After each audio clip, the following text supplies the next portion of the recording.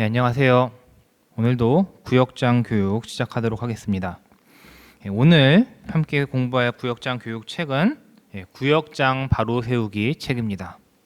이 구역장 바로 세우기 책의 제8과 페이지 수로는 91쪽 세 가족을 주님의 제자로 삼으라 라는 과입니다. 우리가 교회를 다니면 1년에 그래도 이제 몇 차례씩 새 가족들이 오는데, 이 새 가족들이 잘 교회 안에서 정착하지 못하고 그대로 다시 떠나가는 그러한 일들이 많이 있는데, 그러한 새 가족들을 어떻게 구역에서 주님의 제자로 삼아서 잘 정착할 수 있을지, 그러한 내용들에 대해서 오늘은 함께 교재를 중심으로 살펴보도록 하겠습니다. 먼저 91쪽에 보면 있는 이 좋은 씨앗의 글을 함께 한번 읽어보도록 하겠습니다.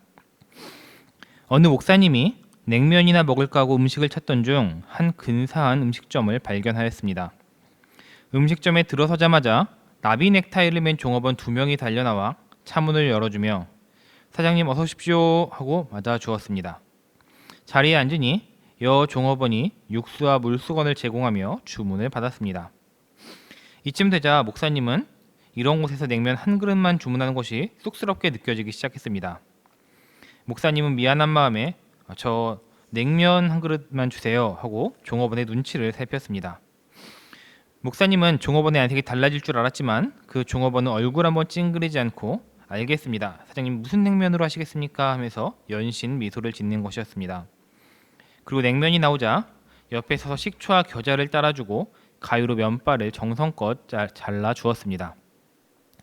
냉면을 다 먹고 나자 과일 한 조각과 사탕, 이쑤시개 등이 따라 나왔습니다. 음식값으로 4,000원을 내고 나오려니 목사님은 미안해서 얼굴이 후끈거렸습니다. 값을 지불하고 나오자 이미 자신의 차가 문 앞에 대기되어 있었습니다. 차를 몰고 나오는데 백미러로 보니 종업원들이 허리를 90도로 굽히고 한참이나 서 있는 것이 보였습니다. 이후에 이 목사님은 일가족 전체와 함께 다시 이곳에 와서 소갈비를 드셨다고 하는데, 그 이유는 무엇이라고 생각하십니까? 음식점에 가서 이제 냉면 한 그릇밖에 먹지 않았지만 굉장히 친절하게 최고의 서비스를 제공해 주는 것을 보고 거기에 마음이 감동한 것 때문이지 않을까 생각합니다. 그렇다면 이 이야기를 좀 생각해 보면서 새 가족들이 우리 구역에 들어왔을 때 우리 구역 가운데 잘 정착하려면 우리 구역의 분위기는 어떠해야 될 것 같다라고 생각을 하십니까?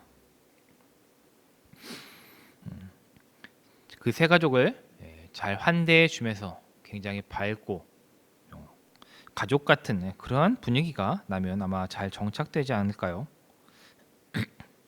이제 그렇다면 어떻게 그렇게 우리 구역의 분위기를 잘 만들어가고 새 가족들을 잘 정착시킬 수 있을지, 이제 92쪽, 93쪽 본문의 그 본론의 내용으로 함께 들어가 보겠습니다. 먼저 이제 첫 번째로는 새 가족을 정의하고 있는데, 일반적으로 새 가족은 어떤 특정한 어떤 대상을 지칭하는 개념이라기보다는 조금 포괄적인 의미의 개념입니다. 그래서 보통 교회에서는 새 가족을 여기 93쪽에 있는 이 세 가지의 그 분류로 크게 사용하고 있는데, 첫 번째로는 완전히 처음 교회에 나와 처음 이제 믿음과 신앙생활을 시작하는 사람들을 의미합니다.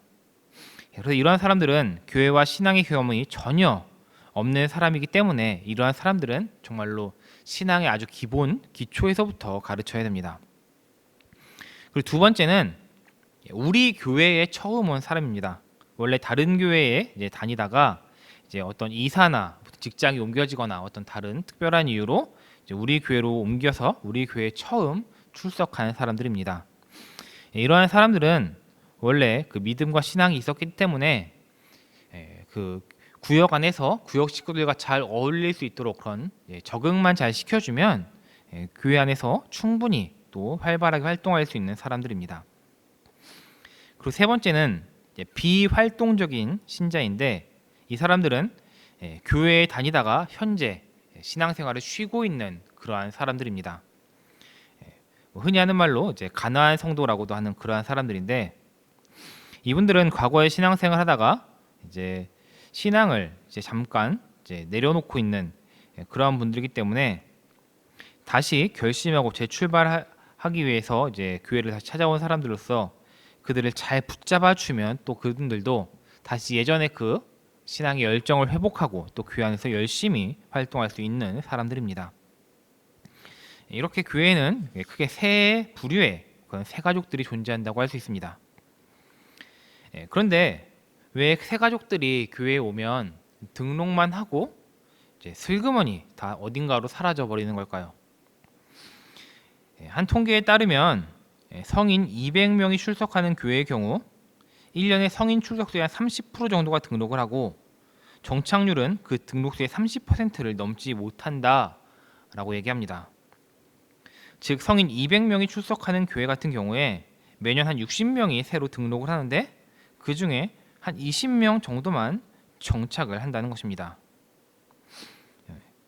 이 통계를 그대로 적용한다 그러면 우리 교회 같은 경우에는 1년에 최소 한 100명 정도의 새 가족들이 등록해서 그 중에 한 30명 정도가 정착을 해야 될 것 같은데, 솔직히 그만큼도 잘 정착되지 않는 것이 현실일 것입니다. 그렇다면 왜 이렇게 새 가족들이 교회에 찾아왔을 때 그들이 잘 정착하지 못하고 다 사라지는 것일까요? 여기에 대한 몇 가지 이유가 있을 수 있는데 93쪽 밑에로 보면 일단 첫 번째로는 새로 오는 교인들을 관리하는 부서가 없는 경우가 있습니다. 새 가족을 관리하는 부서가 없으면 새 가족들이 교회에 와도 교회에 왔는지도 알 수 없고 새로 왔는데 그들을 잘 이제 양육하고 또 신방하는 그러한 관리가 되지 않기 때문에 새 가족들이 등록을 했어도 정착하지 못하고 떠나가는 경우가 있습니다. 하지만 그래도 우리 교회는 지금 새 가족부가 정말로 열심히 헌신적으로 또 섬기고 있기 때문에 이제 이런 1번에 해당되는 경우는 없을 것입니다. 이제 문제는 그 이후에는 2, 3, 4, 5번들인데 2번은 이제 새 가족에 대하여 무관심하기 때문입니다. 교회 안에는 이제 여러 가지 조직들이 있습니다. 뭐 재직회들도 있고 남녀 선교회들도 있고 또한 구역도 있는데, 이러한 구역이나 또 선교회나 이런 모임들이 그동안 오랫동안 알고 지냈던 그러한 사람들끼리만 어울리고 새 가족들에 대해서 무관심하게 되면 새 가족들은 이제 소외감을 느끼고 정착하지 못하고 떠나가게 되는 일들이 있을 수밖에 없습니다. 그렇기 때문에 이제 새 가족이 등록을 했을 경우에는 그가 이제 새 가족부에서 잘 관리를 받다가 이제 구역에 배치를 받게 되면 구역에서 정말로 그 새 가족을 가족처럼 생각하면서 잘 관심을 가져주고 보살펴주는 그런 섬김이 필요합니다. 그리고 또 세 번째는 이제 기독교 문화가 낯설어서 그런 경우가 있습니다. 이런 기독교 문화가 낯선 경우는 정말로 완전히 교회를 처음 나와보는 그러한 초신자들에 대해 해당되는 내용인데, 그러한 분들은 뭐 예배나 기도나 어떠한 교회에서 하는 모든 것들이 다 생소할 수밖에 없습니다. 뭐 우리는 이제 교회에서 예배를 드릴 때에도 뭐 그냥 일어나서 하는 순서가 되면 자연스럽게 누가 알려주지 않아도 자리에서 일어나기도 하고, 또 누가 이야기해주지 않아도 때가 되면 알아서 앉기도 하고 그러는데, 이제 새 가족들은 갑자기 사람들이 일어나면 눈치를 보다가 일어나게 될 것이고, 또 다른 사람들은 다 앉았는데 눈치 보다가 뒤늦게 앉는 그러한 일들이 있을 수 있습니다.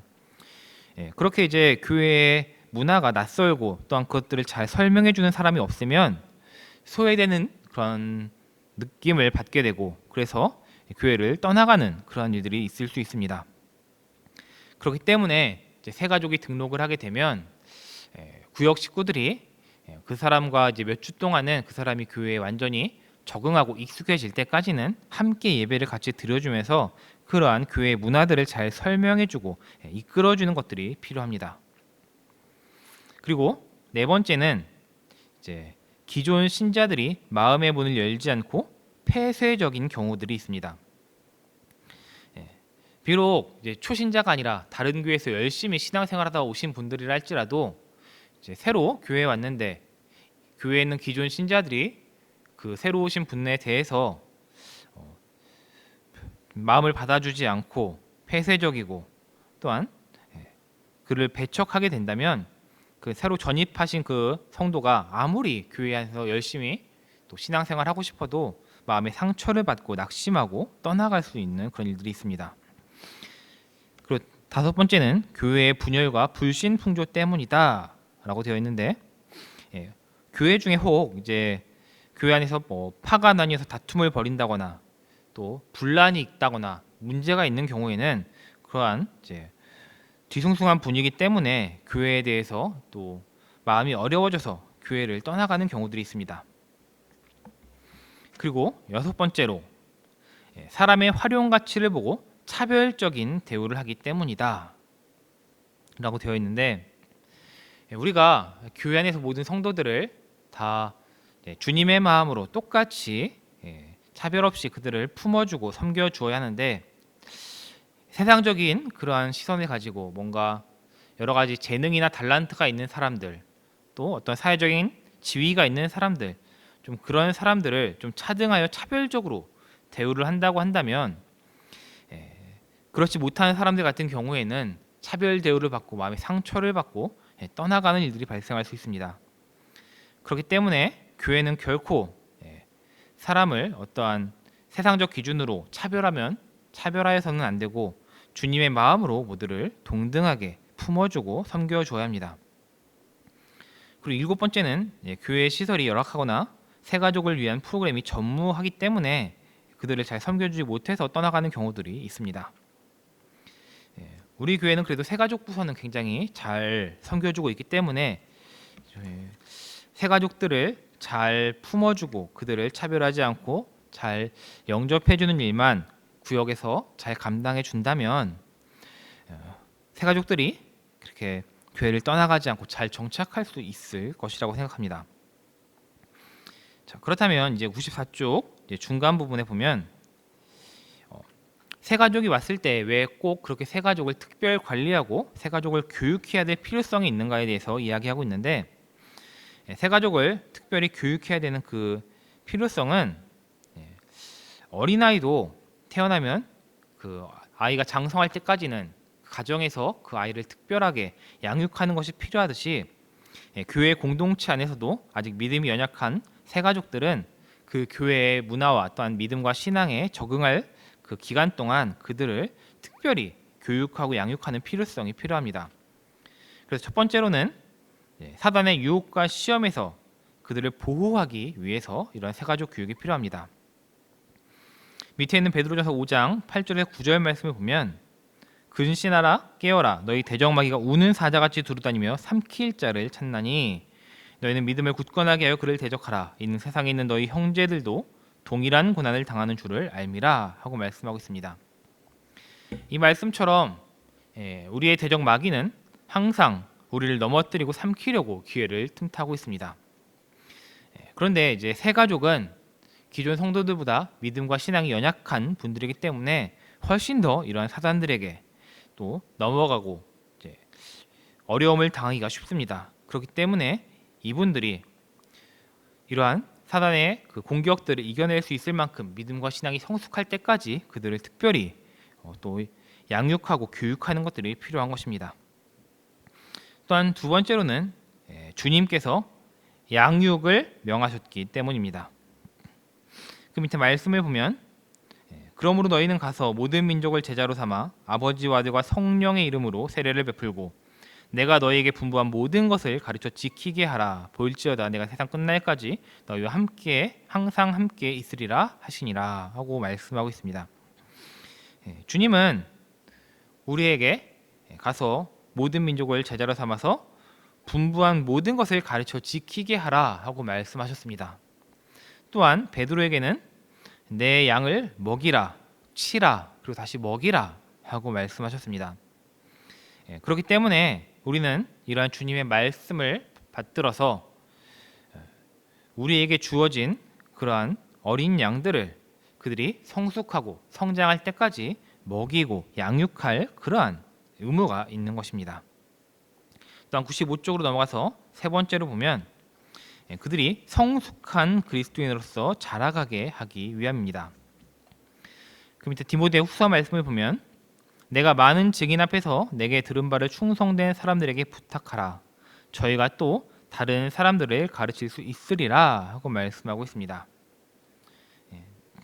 지금 사도 바울이 그의 믿음의 아들인 디모데에게 다른 사람들을 가르치고 양육하라고 이야기하고 있는 것입니다.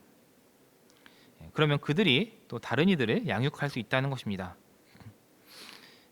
새 가족들을 그렇게 개인적으로 지도해주지 않는다면 그들은 믿음과 신앙을 세워나가는 그 중요한 때에 온전한 믿음을 갖도록 도와주지 못하게 되면 그들은 이렇게 믿음이 성장하고 신앙이 바로 서는데 굉장히 큰 어려움을 겪을 수밖에 없습니다.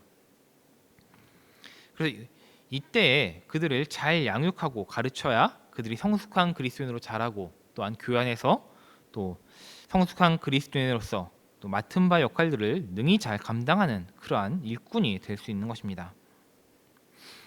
이어서 네 번째로는 양육을 잘함으로써 영적인 결실을 맺게 되기 때문입니다. 그 밑에 요한복음 말씀을 보면 너희가 나를 택한 것이 아니요 내가 너희를 택하여 세웠나니 이는 너희로 가서 열매를 맺게 하고 또 너희 열매가 항상 있게 하여 내 이름으로 아버지께 무엇을 구하든지 다 받게 하려 함이라 하고 말씀하고 있습니다. 이처럼 새 가족이 왔을 때 우리 기존 성도들이 새 가족을 잘 섬겨주고 양육한다면 그가 믿음이 자라나 교회 안에서 영적인 결실을 맺고 또한 훌륭한 일꾼으로 세워질 수 있습니다. 그렇기 때문에 새 가족 교육은 반드시 필요하다고 할 수 있습니다. 그렇다면 이 새 가족 교육을 할 때 새 가족 교육은 무엇을 목표로 진행해야 되겠습니까? 그것은 95쪽 밑에를 보면 첫 번째로는 구원의 확신을 갖게 하는 것이 가장 중요합니다. 신앙생활함에 있어서 가장 중요한 것 중에 하나라고 할 수 있는 게 바로 이 구원의 확신을 갖는 것입니다. 아무리 교회에서 활동을 많이 하고 또 아무리 봉사나 섬김을 많이 한다고 하더라도 구원의 확신이 없다고 한다면 이 모든 것이 다 아무런 의미가 없다고 할 수 있습니다. 그렇기 때문에 새 가족을 양육할 때는 가장 먼저 구원의 확신을 가장 먼저 심어 주어야 합니다. 그리고 두 번째로는 예배를 통해서 구체적으로 신앙 고백을 하게 해야 합니다. 즉 첫 번째로 구원의 확신을 갖게 했다면 예배에 참석하고 점점 더 하나님과 예수님에 대해 알아가면서 그것을 다른 사람들에게도 전할 수 있게 나만의 신앙 고백으로 그것을 고백할 수 있게 즉 믿음의 어떤 기반을 세우고 스스로 설 수 있는 믿음과 신앙이 될 수 있게 그들을 세워줘야 한다는 것입니다. 그리고 세 번째로는 스스로 말씀을 읽게 해야 합니다. 믿음과 신앙을 갖는데 성경보다 더 좋은 교재는 없습니다. 말씀은 우리 모든 성도들에게 영적 양식이기 때문에 이 양식을 매일 섭취하면 신앙은 성장할 수밖에 없습니다. 그렇기 때문에 매일매일 성경을 읽으면서 그 믿음과 신앙이 스스로 자라날 수 있도록 그들을 또 양육해야 합니다. 그리고 네 번째는 스스로 그리스도를 증거하게 해야 합니다.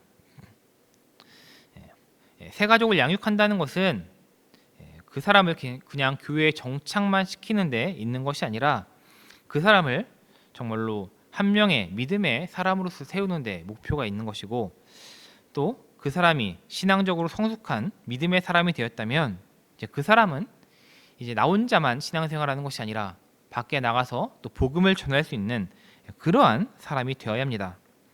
그렇기 때문에 궁극적인 목표는 나만 믿음과 신앙을 갖는 것이 아니라 내가 예수님을 믿었다면 내가 알고 내가 믿는 그 예수 그리스도를 다른 사람들에게 증거할 수 있도록 교육하는 것이 필요합니다.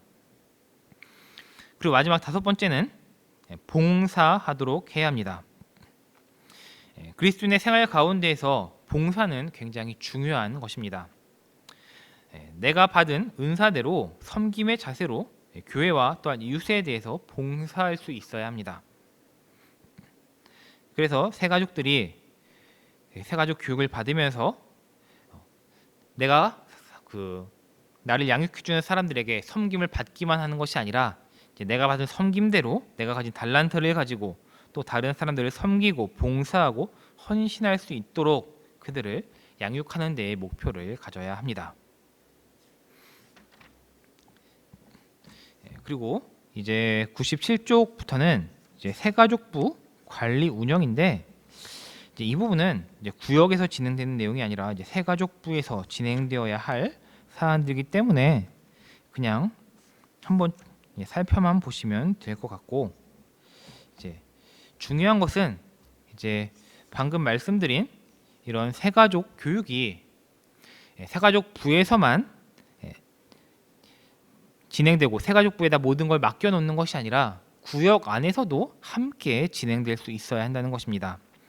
그래서 이제 새가족부에 등록하고 새가족부에서 관리를 받을 때에는 교회에 잘 나오시던 분들이 이제 새가족부에서 이제 나와서 구역에 배치를 받은 이후에 여러 가지 이유로 또 교회를 떠나가는 그러한 일들이 없도록 구역 안에서 그 새가족을 잘 섬기고 돌보아주고 양육하는 그러한 일들이 반드시 필요합니다. 그래서 우리 모든 구역들이 새가족이 구역에 이제 등록이 되었을 경우에는 그 새가족을 사랑으로 잘 섬기고 또한 말씀으로 잘 교육해서 그 새가족이 우리 교회에 또 새로운 일꾼이 될 때까지 그들을 잘 세워나가는 그런 믿음의 구역들이 되기를 간절히 바랍니다. 우리 함께 기도하고 오늘 교육을 마치도록 하겠습니다. 사랑이 많으신 하나님 아버지, 오늘은 구역장 교육을 진행하면서 새가족을 어떻게 주님의 제자로 세워나갈지에 대하여 함께 말씀을 나누었습니다. 주님, 우리가 밖에 나가서 전도하는 것 못지않게 우리 가운데 들어온 새가족을 잘 양육하고 그들을 성장시키는 것이 매우 중요한 일입니다. 주님, 우리 모든 구역들이 이렇게 새가족을 주님의 자녀로 세워나가는 일에 정말로 오늘 교육받은 내용들을 기억하면서 그것들을 잘 실행하여서 한 명도 실족해서 떠나가는 영혼들이 없게 하고 정말로 우리 교회가 찾아온 새가족들을 잘 세워나가고 양육함으로 더욱더 부흥 성장하고 모든 구역들이 더욱더 활발하게 움직이고 더욱더 주님의 몸된 세포와 지체로서 역동적으로 살아 움직이는 능력 있는 구역들과 우리 교회가 될 수 있도록 주님 함께 하시고 도와주옵소서. 이 모든 말씀 예수님의 이름으로 기도드립니다. 아멘. 교육 마쳤습니다.